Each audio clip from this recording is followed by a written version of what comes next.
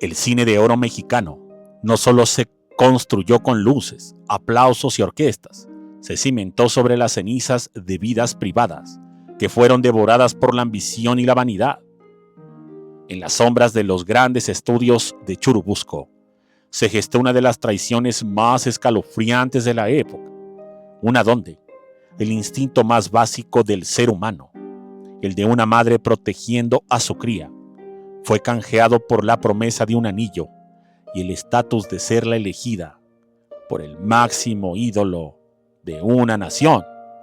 Me refiero al charro cantor Jorge Negrete, el cual le prometió matrimonio y ser la esposa de uno de los hombres más poderosos y bien posicionados de aquel México, donde sí importaba esa presencia.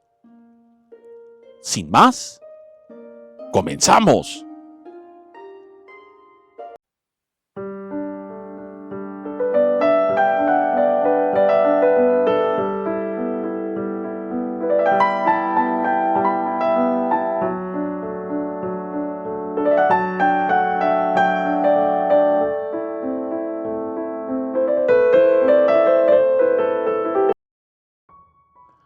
Aurora Segura era una mujer que respiraba el aire de las estrellas, pero su corazón latía al ritmo de una obsesión peligrosa. Jorge Negrete, en los años 40, no era simplemente un actor, era una deidad de charrería y voz de barítono que tenía a México a sus pies. Su porte altivo y su mirada de desprecio seductor eran el imán que mantenía a Aurora en un estado de hipnosis permanente.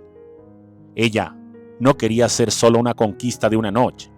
Ella aspiraba al trono, a ser la esposa oficial del charro cantor, un título que le otorgaría la inmortalidad social. Sin embargo, en la vida de Aurora había un problema, un factor que, en su mente perturbada por la fascinación, arruinaba la imagen de una mujer libre y glamurosa que quería proyectar ante el ídolo, su hija, la pequeña María Eugenia. Para Aurora, la niña no era un regalo de la vida, sino un recordatorio de un pasado que no encajaba con el futuro brillante que imaginaba al lado de Jorge Negrete. La tragedia comenzó a tomar forma en las reuniones privadas donde el alcohol y las promesas vacías fluían en la misma intensidad. Jorge Negrete, un hombre de pasiones volcadas, pero de compromisos esquivos, detectó la debilidad de Aurora. Con esa voz, que parecía una caricia y un mandato a la vez, comenzó a tejer una red de engaños. Se dice que el cantante, en el clímax de su arrogancia, le hizo entender a Aurora que él era un hombre del mundo, un soltero de oro que no buscaba cargar con responsabilidades ajenas, ni con el equipaje de hijos de otros hombres. Aurora, en lugar de sentir indignación, sintió pánico. El miedo a perder la oportunidad de su vida la llevó a cruzar una línea de la que no hay retorno. En un acto de frialdad que dejó atónitos a quienes conocieron la historia, decidió limpiar el camino. Sin una lágrima, sin una duda visible, tomó a María Eugenia y la entregó. No fue un acto de desesperación económica ni de falta de recursos. Fue un regalo.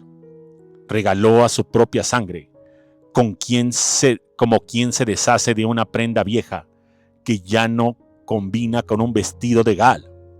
María Eugenia fue cedida a terceros, borrada de su acta de vida y de su hogar. ¿Todo para qué? Cuando Jorge Negrete llamara a su puerta, no encontrara rastro alguno de maternidad.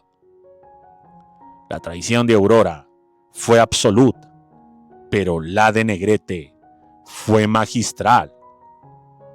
Una vez que el obstáculo fue removido y Aurora se entregó en cuerpo y alma, creyendo que el siguiente paso sería la iglesia y el banquete, el ídolo mostró una verdadera cara. Para Jorge, Aurora no era material de matrimonio, era solo una aventura carnal, un trofeo más que se volvía aburrido una vez conquistado.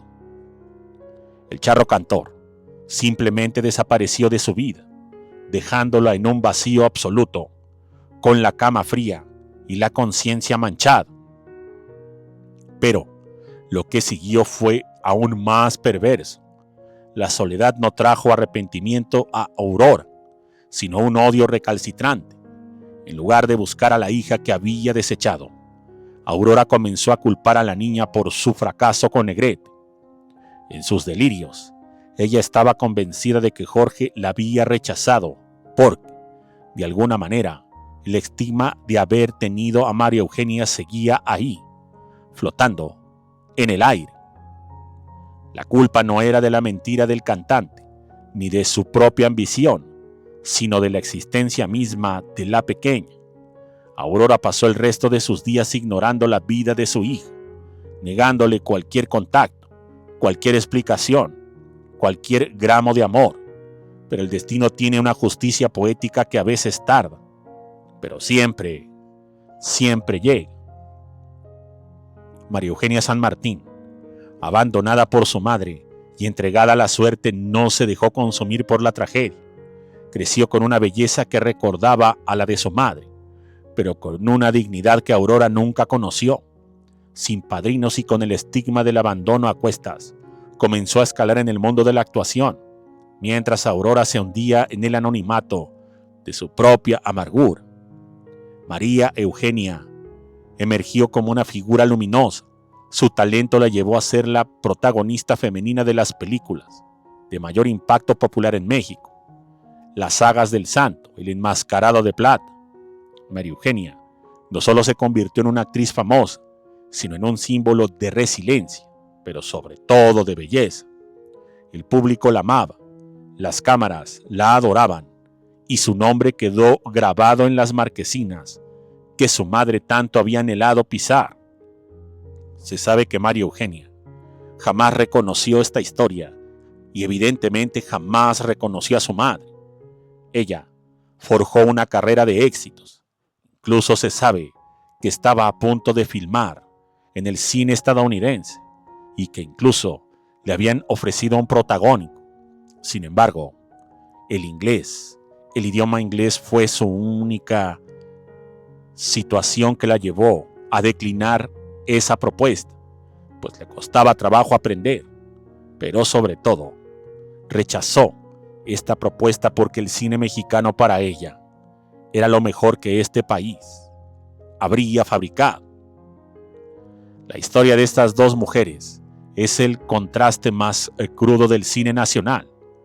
Una madre que sacrificó lo más puro por un espejismo de poder, y una hija que, desde el desprecio absoluto, construyó su propio reino. Al final, el nombre de Aurora Segura quedó como un total fracaso y como una nota al pie de la página sobre la crueldad, mientras que el de María Eugenia San Martín sigue brillando cada vez que se proyecta una película del santo, recordándole al mundo que la luz propia siempre es más fuerte que la sombra de un abandono. Muchas gracias y hasta la próxima.